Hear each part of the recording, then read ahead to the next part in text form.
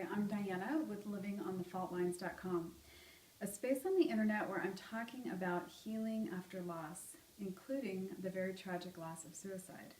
And the reason I'm talking about it is that 4.5 years ago, I found myself in the aftermath when my husband took his life. And as the mother of 3 young children, I was terrified by the legacy. And I really didn't know how we were going to get from this event into a place of healing and wholeness. So I began talking to people and writing about it. It eventually led to my blog. And what I found was an invisible population of people who have been left behind in this epidemic that is now claiming more lives than war, murder, and natural disaster combined.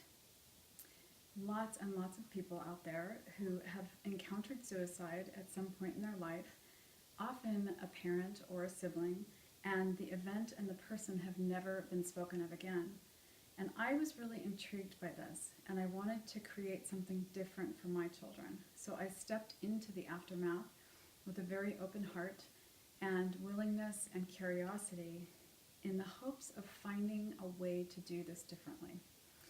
I have created a teleseminar called Unraveling the Aftermath of Suicide and Healing the People Left Behind, because I think it's time that we start talking about this problem in the world that seems to be growing in a different way. We need to be talking about it heart to heart and soul to soul, not just about data and statistics. Some of the things that I intend to cover are things that are particularly challenging in the aftermath of suicide. And if you're there, I'm sure you're familiar with them. Unfortunately, it is a very challenging set of circumstances because suicide has this silence around it. It also tends to come with judgment and blame and then the stigma. And a lot of people just want to push it away rather than bring it in and have conversation about it. So we will be talking about permission. How does one give themselves permission to heal from something that they may feel responsible for? And self-care, which is very important in the aftermath because it is a taxing emotional journey that you are on.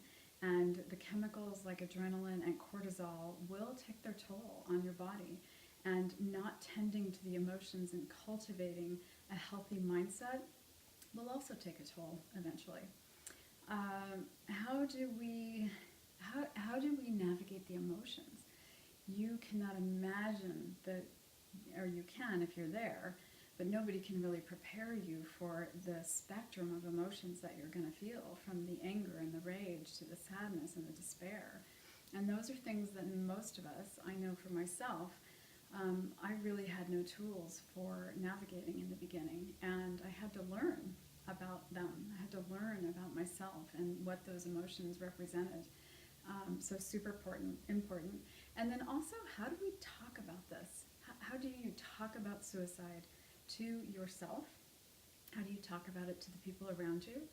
And more importantly, how do you talk to your children, if you have them, about it in a way that will create a legacy in the future that will not have them locked in a space of silence and, perhaps finding their own ways to numb themselves out and deal with this very painful and sad, set of circumstances.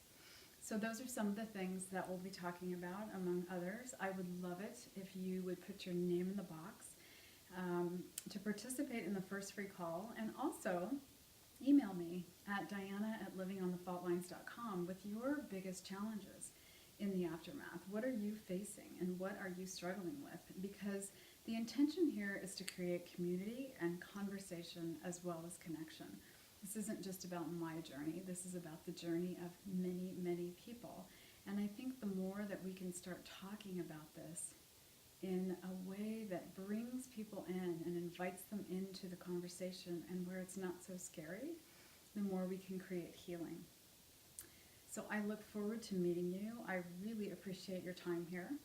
And like I said, please put your name in the box and you will get some information on the upcoming call. And then if it's something that's interesting to you, there'll be more ways to get information about the actual seminar. So thanks again for being here, and I look forward to seeing you again.